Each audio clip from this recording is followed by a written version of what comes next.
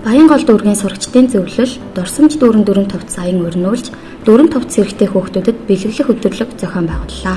Сурагчид 14 хоногийн хугацаанд цахим хуудасаараа дамжуулан багдсан, хэрэглэхээ болсон дүүрэн товц зангаа зэрэгэ хандивлах мэдээлэл түгээснээр нийт 30 гаруй дүүрэн товц цугларчээ.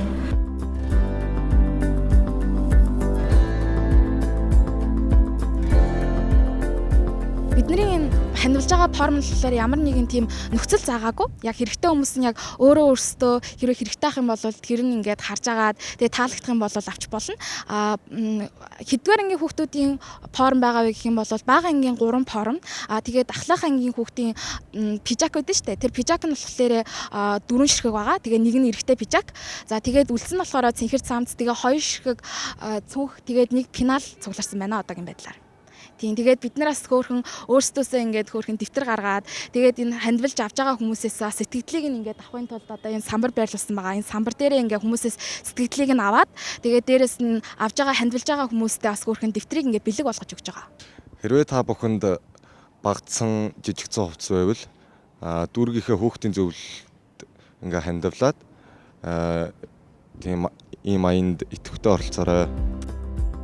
Өдөрлөг Баянгол дүүргийн 40-р сургуулийн хашаанд болсон бөгөөд хинч таалагдсан дүүрэн товцоос сонгоод авах боломжтой.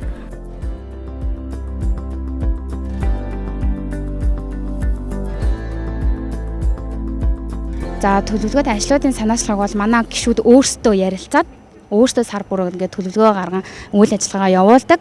Манай хэлцээний зүгээс бол ингээд тодорхой хэмжээгээр ингээд чиглүүлээд тий заавар зүгүрслөө туслан дэмжих юу гэдэг тэр тал дээр нь ерөнхийдөө бол анхаарал явуулдаг. За ингээ бүгдээрээ багцаан дөрөнд хуцалаад хэрэглэхээ байсан тийм цүнх хийд хэрэгслээ. Харьяа дүүргийнхаа юм хүүхдийн холбоонд хандивлаарай. Тэгээд хүүхдийн холбоо гэлтгүй ер нь ингээд гадуур иймэрхүү хандивын аян зөндөө байгаа. Тэд нарт хандивлаад ингээ бусаддаа ч гэсэн ингээ дэм болоод яваарэ.